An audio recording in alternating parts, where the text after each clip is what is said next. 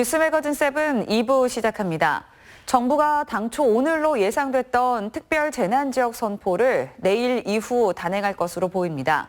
충주와 제천, 음성, 단양, 진천 등 도내 5개 지역이 대상인데 이들 지역 피해가 워낙 커서 전방위적인 지원이 절실한 상황입니다. 구준회 기자입니다. 2,000제곱미터 넓이의 인삼밭이 물바다로 변했습니다. 4년을 자식처럼 키운 인삼이 모두 물에 잠겼습니다. 수억 원의 투자금을 모두 날릴 처지인 농민은 망연자실입니다. 앞으로 2년을 더 키워야 되는데 벌써 이미 죽이 썩고 이 삶이 상하기 시작해서 어쩔 수 없이 지금 이렇게 인삼을 채굴하고 있어요. 충청북도가 정부에 요청한 특별 재난지역 선포가 내일 이후 이뤄질 것으로 보입니다. 경기 지역 피해를 추가 검토하기 위해 선포를 늦춘 것으로 알려졌습니다. 정부는 특별 재난구역으로 지정된 지자체에 복구비의 최대 75%를 국고에서 지원하고 앞선 인삼농가처럼 농업시설이나 주택이 피해를 입은 경우 생계구호를 위한 재난지원금을 지급할 예정입니다. 또 건강보험료와 통신, 전기료 등 6가지 공공요금도 감면합니다. 충북농협도 농업인들의 피해 회복을 위한 각종 지원책을 내놨습니다. 농기계 무상수리와 수해지역 농산물 특별 판매, 자금 대출과 상환 유예 등의 금융 지원을 실시합니다. 재복구 인력 지원과 농촌주택 개량 자금 등 재복구 자금을 지원하고 카드 대금과 대출금 이자 상환 유예도 실시할 예정입니다. 신한과 KB국민, BC 등 카드 업계도 피해 고객을 대상으로 상환 유예와 연체금 감면, 대출금리 우대 등의 특별 금융 지원을 실시합니다. CJB 뉴스 구준혜입니다. 수도권 식수원인 충주호에 쓰레기 섬이 생겼습니다. 400mm가 넘는 폭우로 상류에서 떠내려온 온갖 쓰레기들이 쌓여 섬을 만들었는데요. 쓰레기 수거 전쟁이 벌어지고 있는 현장을 이윤영 기자가 다녀왔습니다. 수도권 최대 식수원으로 국내에서 가장 큰 인공호수인 충주호입니다. 그런데 정작 물은 보이지 않고 온통 쓰레기 천지입니다. 계속된 폭우에 상류에서 떠내려온 쓰레기들이 뒤섞여 거대한 쓰레기 섬을 만든 겁니다. 네, 보시는 것처럼 이곳이 과연 호수인지 쓰레기장인지 도저히 구분이 가지 않습니다. 각종 플라스틱 병이며 스티로폼 또 나뭇가지 등등 온갖 쓰레기가 다 떠내려왔습니다. 현재까지 유입된 쓰레기는 3만 5천 세제곱미터, 적게 잡아도 5만 톤에 달합니다. 지난 2006년 장마 이후 14년 만에 가장 많습니다. 쓰레기 섬은 백길도 막아 유람선 운항도 중단됐습니다. 지금 얼마나 돼요, 떠내려온 양이? 한 덤프셔로 한 3,000대에서 4,000대 정도. 이걸 다 치우려면 얼마나 걸릴까요? 한 달 더 걸릴 것 같은데요. 네. 호숫가에서는 중장비를 동원해 쉴 새 없이 쓰레기를 건져 올리고 있지만 밀려드는 쓰레기는 끝이 없습니다. 쌓아놓은 쓰레기는 이미 산을 이뤘고 좋기 한 달은 매달려야 합니다. 지금 해도 끝이 없는데 앞으로 비가 더 온다든지 이러면 부유물이 더 늘어나기 때문에 작업하는데 굉장히 애로사항이 많습니다. 한국수자원공사는 4개 지점에 그물망을 설치해 쓰레기 유입을 막고 있지만 비 소식이 남아있어 충주호의 수질 악화는 피할 수 없어 보입니다. CJB 뉴스 이윤영입니다.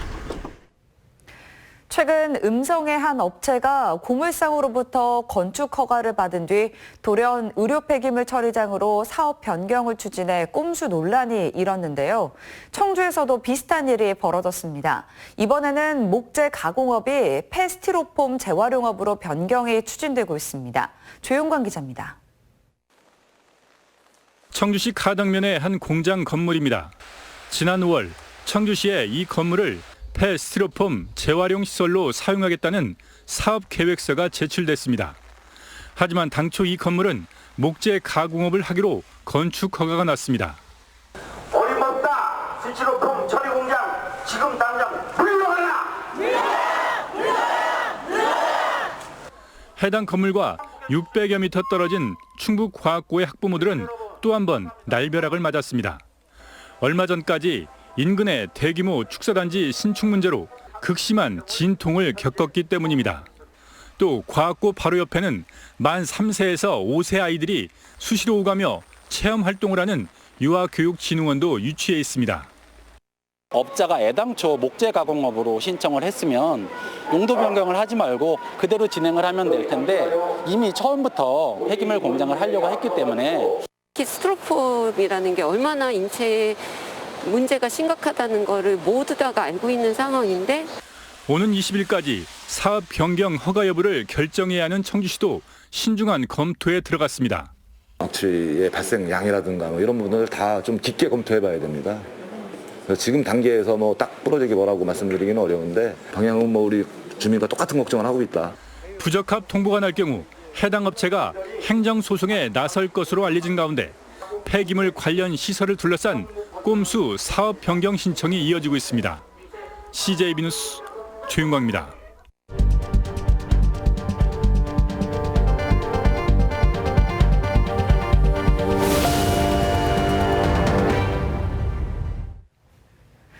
오늘의 뉴스 초점을 살펴보는 뉴스 브리핑 시간입니다. 보도국 진기훈 기자 나와 있습니다.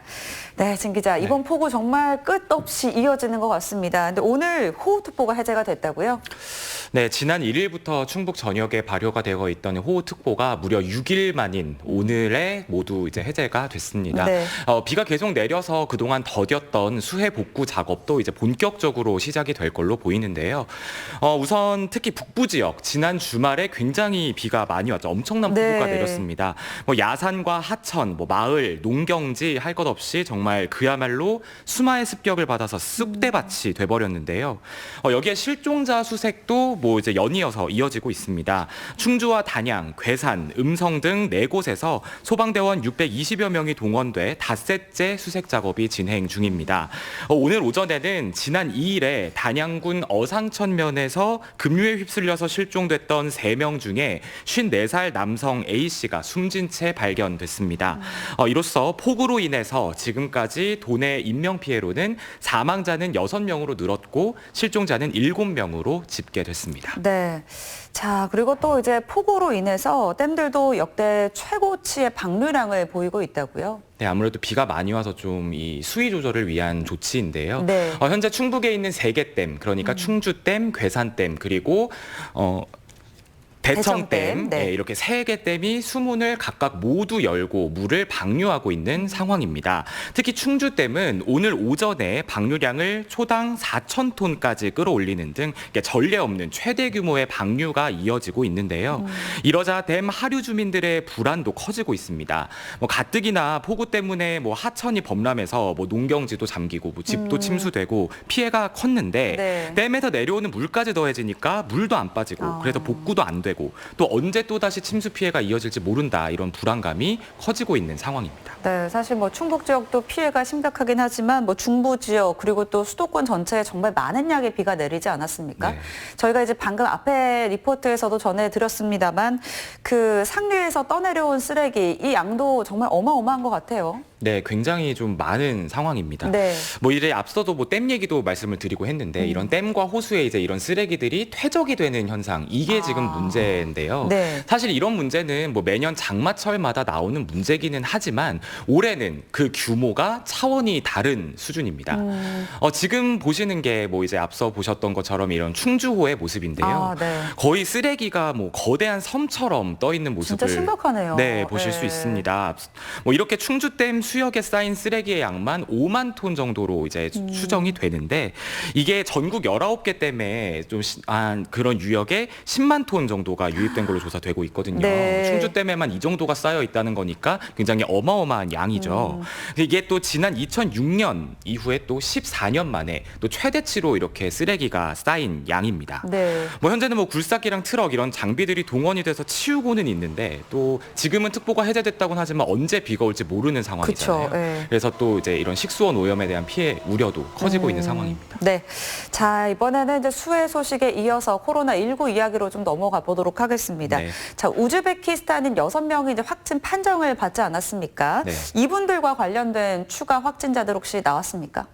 네, 다행히 지금까지 진행된 검체 검사 결과로는 지금 진행을 한 사람들은 모두 음성 판정이 나와서 아직까지는 이들 6명 외국인과 관련된 추가 확진자는 없는 있는 상황입니다. 네. 지난 31일에 청주의 한 공원에서 열렸던 이 이슬람 종교 행사, 이제 여기에 참석했던 우즈베키스탄인 6명이 확진 판정을 받았는데 이 종교 행사에 참석했던 걸로 기록됐던 외국인 341명이 또 음성이 나왔고 네. 또 이 종교 행사와는 무관하게 또 이들의 동선에서 이제 파악이 됐던 접촉자 120여 명도 모두 음성 판정이 나왔습니다.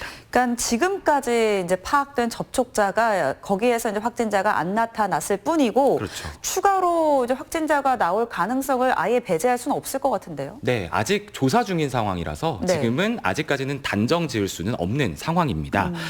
또 그렇기 때문에 뭐 추가 동선이 파악이 될 수도 있고 또 이 행사에 지금 이 340명 정도가 아까 참석했다고 말씀을 드렸는데 네. 이 행사에 참석한 외국인이 더 있을 수도 있거든요. 아. 네, 그렇기 때문에 아직까지는 안심할 단계는 아닙니다. 그리고 또 지금 방역 당국이 문제가 이 역학조사에 굉장히 어려움을 겪고 있다는 건데요.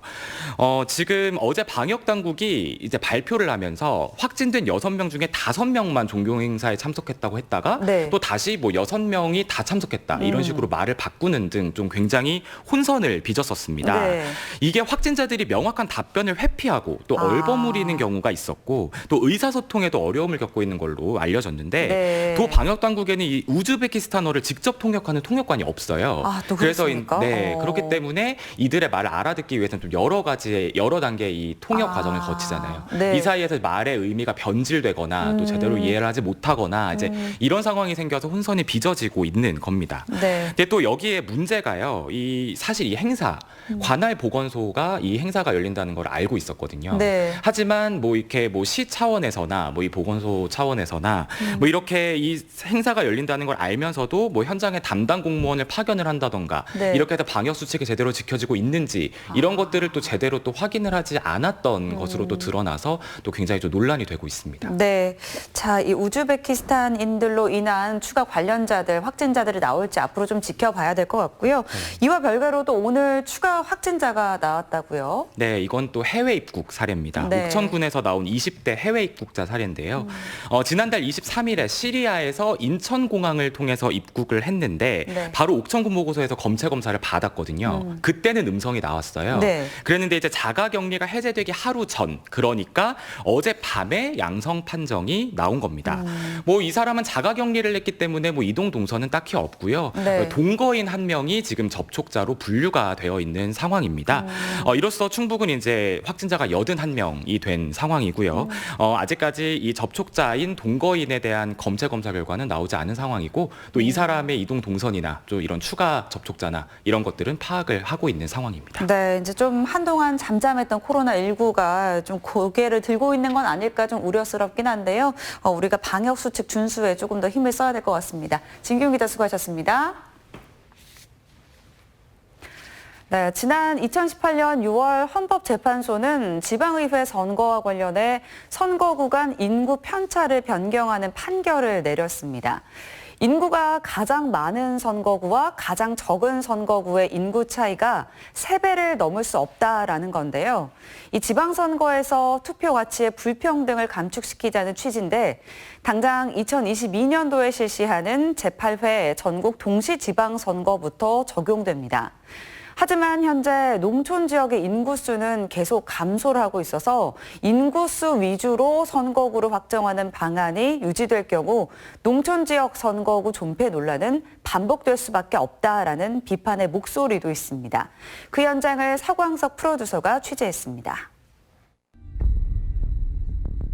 지난 2014년 10월 헌법재판소는 국회의원 지역구 의원 선거구에서 인구 편차를 기존 3대1 범위에서 2대1 범위 이내로만 허용하기로 결정합니다. 국회의원 선거구 인구 편차를 국회의원 1인당 평균 인구수를 기준으로 상하 33과 3분의 1%를 넘어 완화하는 것은 지나친 투표 가치의 불평등을 야기하는 것으로 상하 33과 3분의 1%, 즉 인구 비례 2대1이 국회의원 지역구 획정에서 요구되는 인구 편차의 헌법상 허용 한계라고 결정하였습니다. 이 결정에 따라 지난 2016년에 실시한 20대 총선을 앞두고 보은옥천 영동으로 묶여있던 남부상군 선거구는 인구 기준 미달로 존폐 위기에 몰렸었습니다. 당시 헌법재판소의 2대1 인구 편차에 의한 국회의원 선거구 조정 권고에 따라 인구 하한선이 13만 9,473명에 미달하면 통폐합 대상으로 분류됐었는데 남부 상군 인구수는 기준을 충족하지 못했습니다. 충북 보은 옥천 영동을 다 합해서도 당시 한 12만밖에 안 됐어요. 그러다 보니까 하한선 기준에 미달이 되어서 어디를 뛰어갔다 붙일까 하다가 결국은 충북 괴산을 같은 선거구로 묶으면서 인구의 하한선 기준을 맞췄던 것이지요. 지난 13대에서 15대 총선까지 괴산군은 단일 선거구였습니다. 그러다 16대 총선 이후부터는 중부 4군으로 편입이 됩니다.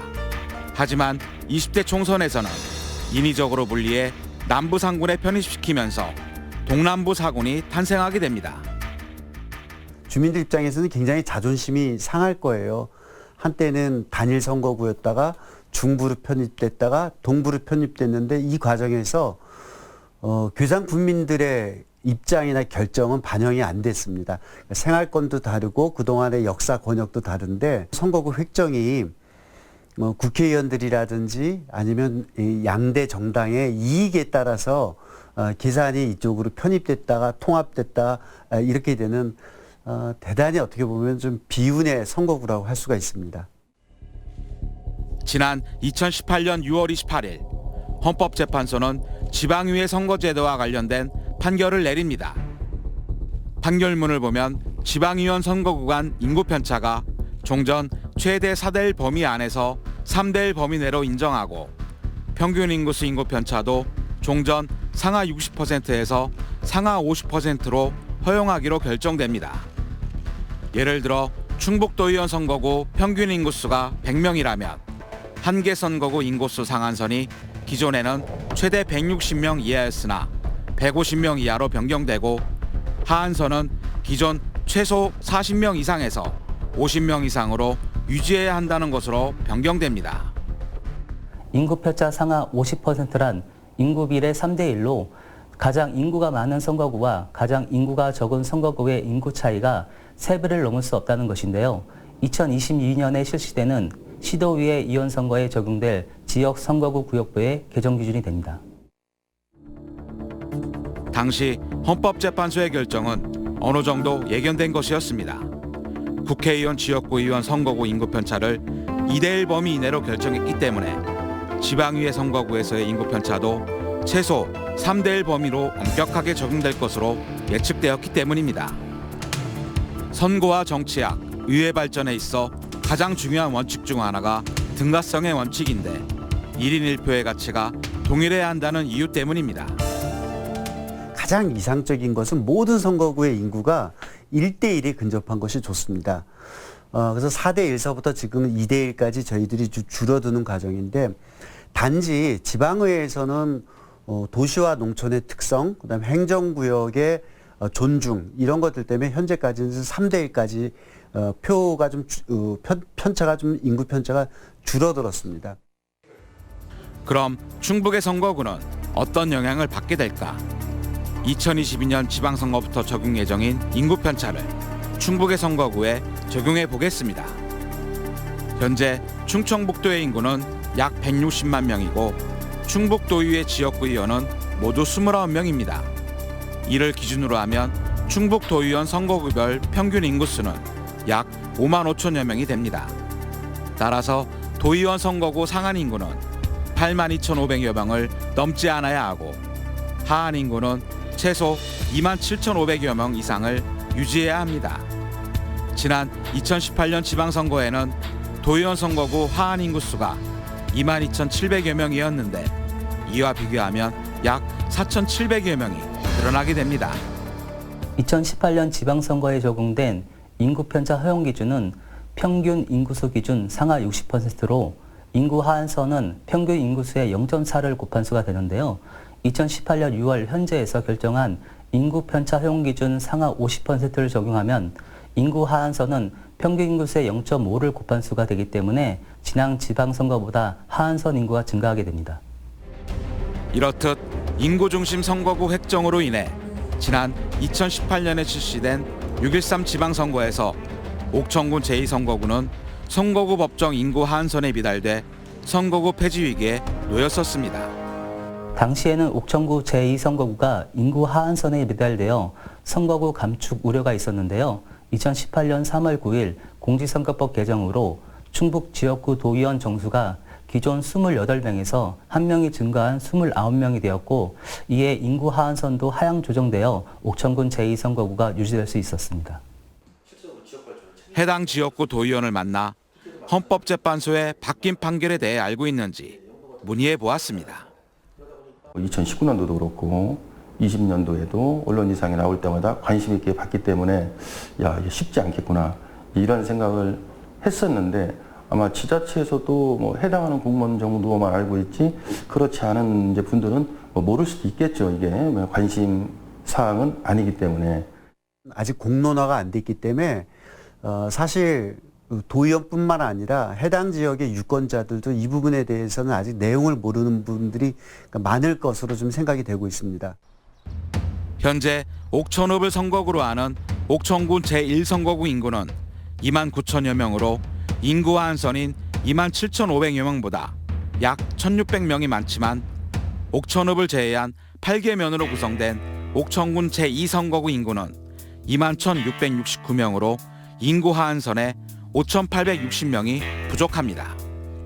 결국 옥천군 제2선거구는 하한 인구수 부족으로 2022년 지방선거 때 독립선거구 유지가 불투명해졌습니다. 현실적으로 봤을 때는 쉽지 않은 여건이고요. 어찌 보면 불가능하다고 할 수 있겠죠. 그 인구를 늘릴 수가 없지 않습니까? 단시간에. 영동군의 사정도 마찬가지인데, 영동읍과 양강면을 선거구로 하는 영동군 제1선거구는 2만 4,400여 명이고, 나머지 9개 면으로 구성된 영동군 제2선거구는 2만 3,300여 명으로 인구 하한선에 각각 3,044명과 4,182명이 부족합니다. 제8회 전국동시지방선거는 2022년 6월 1일에 실시되는데, 선거구 획정은 6개월 전 인구를 기준으로 이뤄져 그 전까지 인구가 늘지 않으면 옥천과 영동의 선거구는 각각 통합해 치러야 합니다.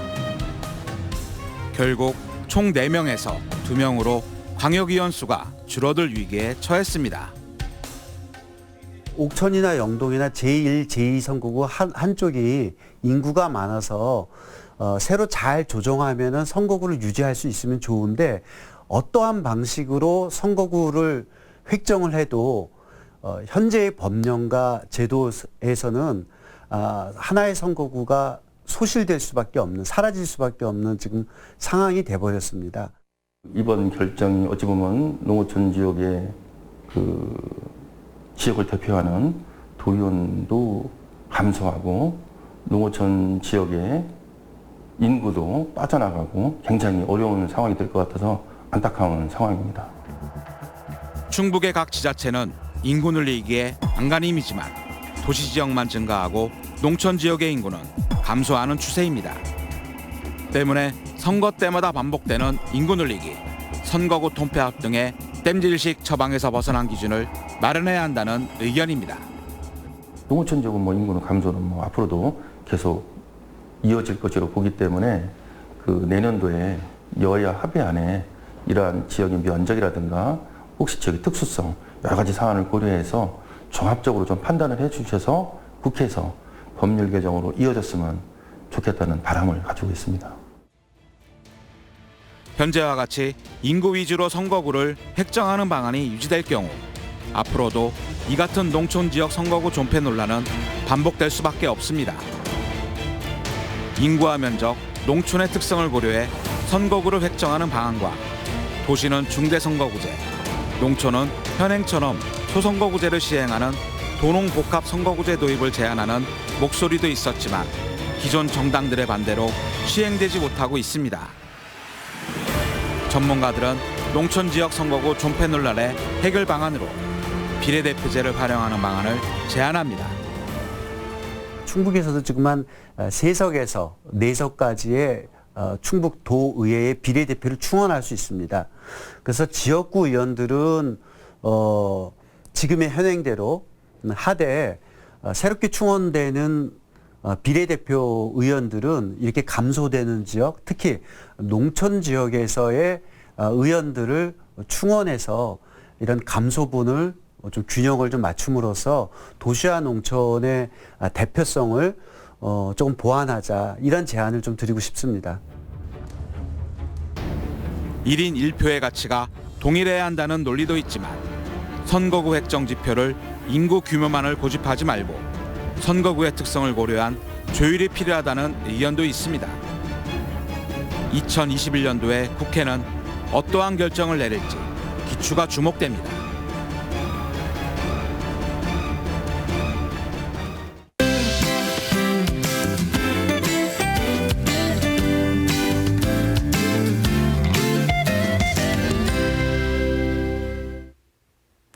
오늘 아침까지만 해도 태풍으로 인한 저기압이 통과하면서 강한 비바람이 몰아쳤는데요. 지금은 특보가 모두 해제됐지만 새로운 비구름대가 유입되면서 모레까지 많은 양의 비가 더 내리겠습니다. 충북 전역에 적게는 100에서 많게는 300mm가 넘는 엄청난 양의 비가 쏟아지겠는데요.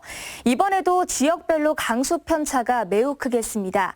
특히 내일 아침 남부 지역을 중심으로는 시간당 30mm 안팎의 장대비가 쏟아지겠고요. 지속 시간도 꽤 길 것으로 예상하고 있는데요. 지난 주말 북부 지역을 중심으로 큰 비가 내리고 난 뒤 지금까지 일주일도 지나지 않았습니다. 더 큰 피해가 발생하지 않도록 대비를 철저히 해주셔야겠습니다. 다음은 자세한 지역별 내일 날씨입니다. 내일 북부 지역의 아침 기온은 음성, 제천 21도가 예상됩니다. 내일도 더위 걱정은 없겠는데요. 청주, 괴산 26도 등 오늘보다 1, 2도가량 낮겠습니다. 남부 지역은 오전부터 강한 비가 내리겠고요. 낮 기온은 26도 선에 그치겠습니다. 지금 예보대로라면 다음 주 초반쯤에는 비가 그칠 것이라고 분석하고 있는데요. 다만 장마 전선의 위치에 따라 강수 시점은 언제든지 달라질 수 있습니다. 계속해서 발표되는 기상 정보를 확인해 주셔야겠습니다. 날씨였습니다. 마지막으로 오늘의 컷 7입니다. 카카오톡 채널에서 CJB 청주 방송을 추가한 후 여러분의 일상 등을 사진으로 보내주시면 오늘의 컷 7에서 소개해드립니다. 일상이 뉴스다. 뉴스 매거진 7을 마칩니다. 고맙습니다. 해저문 어느 오후 집으로 향한 걸음 뒤에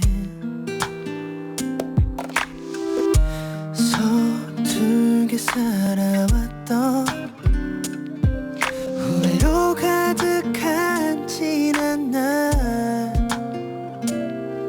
그리 좋진 않지만 그리 나쁜 것만도 아니었어